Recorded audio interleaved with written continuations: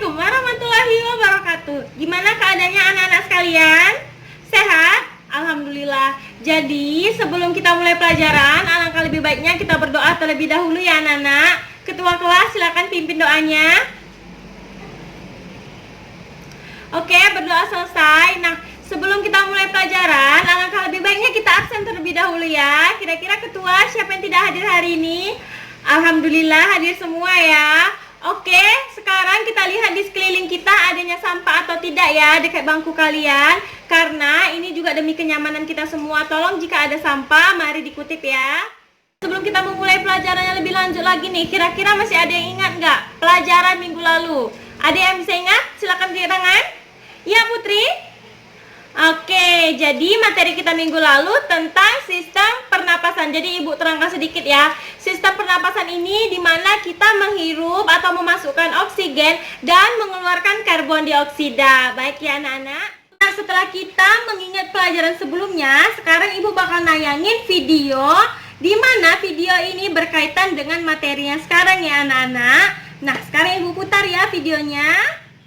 Ingat gini deh, ketika Anda membeli makanan dan disimpan di dalam kulkas, lalu makanan itu lupa, belum Anda makan selama berbulan-bulan, dan ternyata makanan yang Anda simpan di dalam kulkas itu busuk. Nah, kira-kira makanan yang sudah membusuk itu apakah Anda terus simpan di dalam kulkas atau harus dibuang? Nah, pastinya harus dibuang ya. Kalau misalnya tidak dibuang, nanti makanan yang busuk ini dapat mempengaruhi makanan-makanan lain yang ada di dalamnya. Atau analogi lainnya kayak gini deh. Ketika Anda bernafas, otomatis Anda menghirup oksigen dan mengeluarkan karbon dioksida. Coba dalam 10 menit saja Anda tahan nafas Anda dan berusaha tidak mengeluarkan karbon dioksida. Apa yang akan terjadi? Nah, yang akan terjadi adalah karbon dioksida yang harusnya dikeluarkan oleh tubuh karena Anda tahan, atau misalnya tadi tahannya 1 menit, itu ketika terus menumpuk akan menjadi racun bagi tubuh kita. Jadi harus dibuang ya. Nah, hubungannya dengan sistem ekskresi apa? Organ yang ada dalam tubuh manusia, kira-kira yang termasuk organ penyusun sistem ekskresi itu mana aja ya? Oke, kita perbesar ya, biar lebih gampang. Nah, coba ada organ apa saja ya di gambar ini? Nah, yang pertama, ini menunjukkan padanya apa? Yaitu, nah, setelah menonton video, kalian pasti tahu kan sekarang kita belajar tentang materi apa? Ayo. Ya benar sekali ya, 100 buat anak-anak. Hari ini kita bakal belajar tentang sistem ekskresi.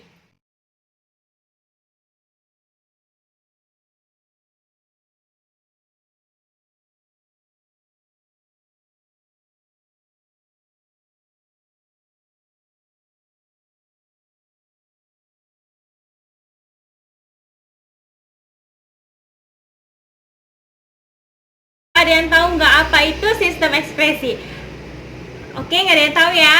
Baik, Ibu jelasin di mana sistem ekskresi ini merupakan sisa-sisa zat metabolisme yang tidak dipergunakan lagi oleh tubuh kita. Nah, sistem ekskresi ini terbagi menjadi 4 organ, di mana yang pertama sekali yaitu paru-paru, yang kedua hati, yang ketiga ginjal, dan yang terakhir ada kulit. Nah, Ibu bakal ngejelasin keempat organ tersebut.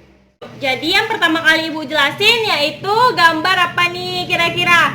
Ya benar sekali, ini merupakan gambar kulit. Nah, kira-kira kenapa sih kulit dikatakan sebagai sistem ekskresi? Ada yang bisa jawab? Ya, jadi kenapa dikatakan sebagai sistem ekskresi? Contohnya seperti ini. Kalau kita sedang berolahraga, otomatis kita bakal mengeluarkan keringat. Ya benar sekali. Jadi kulit termasuk sistem ekskresi karena ia mengeluarkan sisa-sisa metabolisme yang tidak dipergunakan lagi oleh tubuh kita. Contohnya seperti keringat. Nah, jadi kulit ini merupakan lapisan terluar yang ada di permukaan tubuh kita.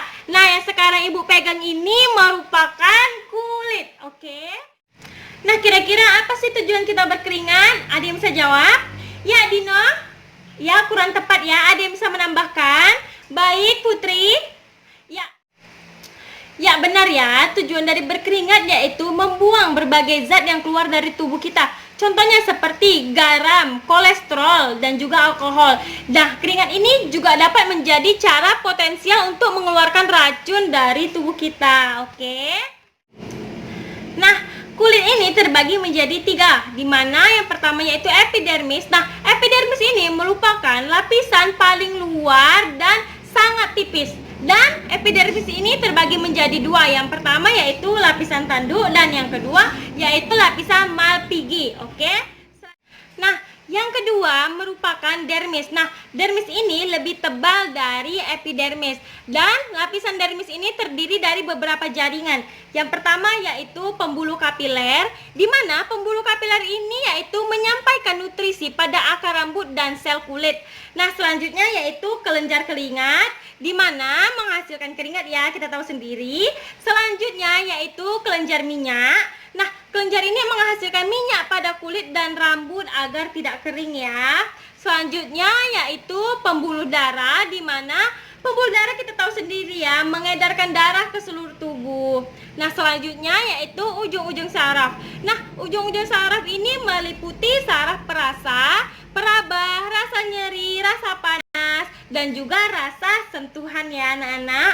Nah, yang terakhir yaitu kantung rambut. Nah, di mana ini merupakan tempat akar, batang, dan juga kelenjar minyak rambut tersebut. Nah, ini merupakan adanya di dermis ya anak-anak.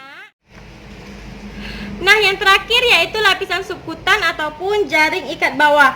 Nah, di antara dermis dengan lapisan subkutan ini, di tengah-tengahnya dibatasi oleh lemak.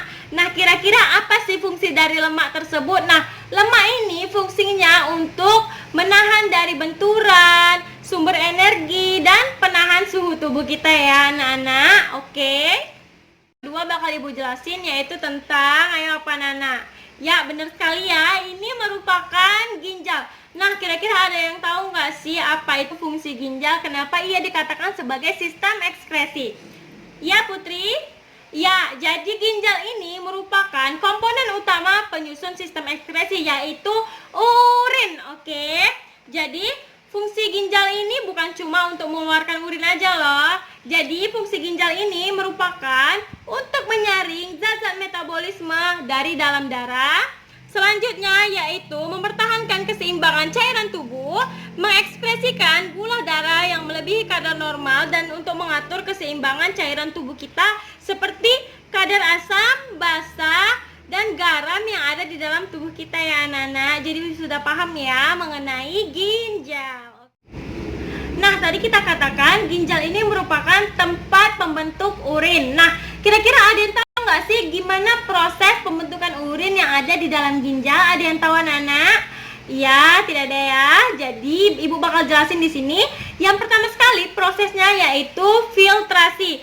Nah, filtrasi ini merupakan proses penyaringan sel-sel darah. Nah, di mana hasil dari proses filtrasi berupa urin primer yang masih mengandung air, glukosa, dan asam amino. Oke, selanjutnya yaitu reabsorpsi. Nah, di mana proses penyerapan kembali zat-zat yang masih dibutuhkan oleh tubuh kita. Nah, hasil dari proses reabsorpsi ini yaitu urin sekunder ya. Nah, yang terakhir yaitu augmentasi. Nah, augmentasi ini merupakan proses pengumpulan cairan dari proses sebelumnya. Nah, hasil dari proses inilah merupakan urin yang sesungguhnya ya anak-anak. Oke, kira-kira paham ya semuanya? Oke, baik. Nah, kita sekarang lanjut ya ke organ berikutnya. Nah, kira-kira ada yang tahu nggak ini organ apa? Ya, benar sekali ya anak-anak, 100 buat kalian. Ini merupakan organ paru-paru. Nah, ibu jelasin ya, kenapa sih paru-paru ini dikatakan sebagai sistem ekskresi? Kita ambil contoh seperti ini. Kita menghirup udara dan mengeluarkan karbon dioksida. Oke, 100 untuk anak-anak ibu ya. Nah, setelah Ibu jelasin kalian sudah paham ya apa itu paru-paru. Yang intinya yaitu paru-paru merupakan organ pernafasan. Ya, betul sekali.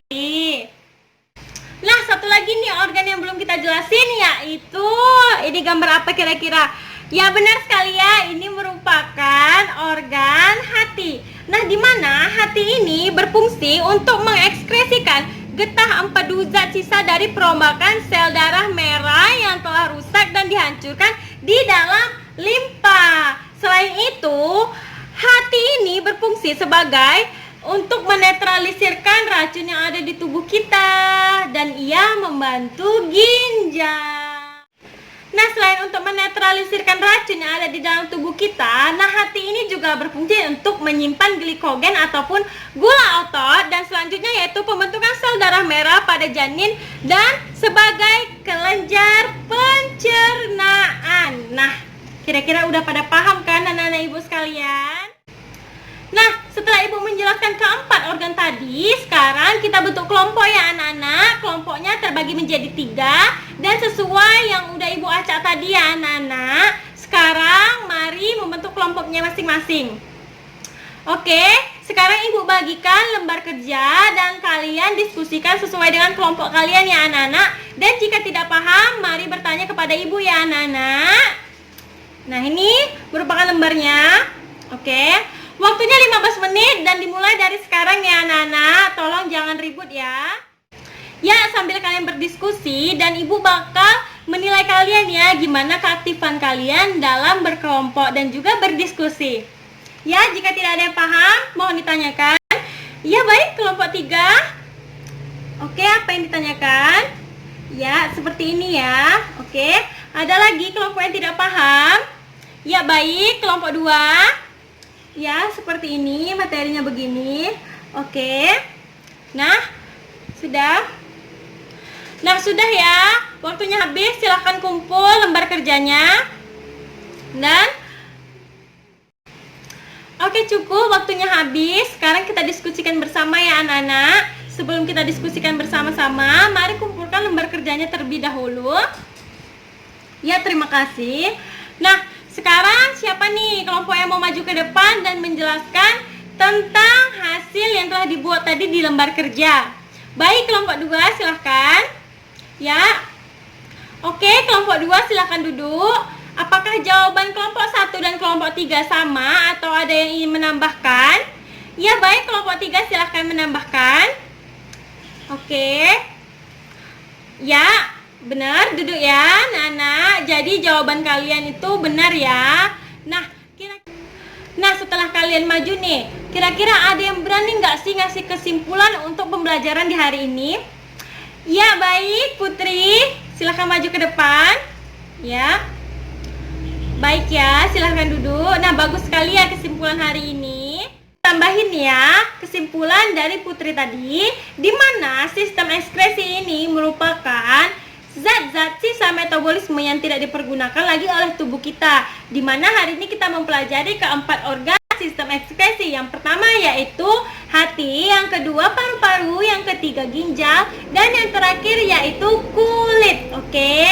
Nah, sebelum Ibu menutup hari ini, kembali dulu ke tempatnya masing-masing, ke tempat duduknya masing-masing ya anak-anak. Jangan berdekatan lagi seperti berkelompok, karena kita akan mengadakan kuis. Oke, baik, Ibu bacakan kuisnya. Soalnya ada 5 ya. Yang pertama, selanjutnya yang kedua, yang ketiga, keempat, dan yang kelima. Oke, waktunya habis. Silakan kumpulkan lembar kuisnya. Jadi sebelum Ibu menutup pembelajaran hari ini, Ibu bakal ngasih PR ataupun tugas di rumah, di mana tugasnya yaitu sebutkan dan jelaskan penyakit-penyakit apa saja yang dapat menyerang sistem ekskresi. Nah, minimal 10 ya anak-anak, 10 penyakit, dan dikumpul minggu depan sebelum pembelajaran masuk, yaitu di kantor Ibu ya anak-anak. Sudah dikumpulkan? Baik, cukup sekian hasil pembelajaran Ibu hari ini. Lebih dan kurang Ibu minta maaf. Wabillahi taufiq wal hidayah. Wassalamualaikum warahmatullahi wabarakatuh.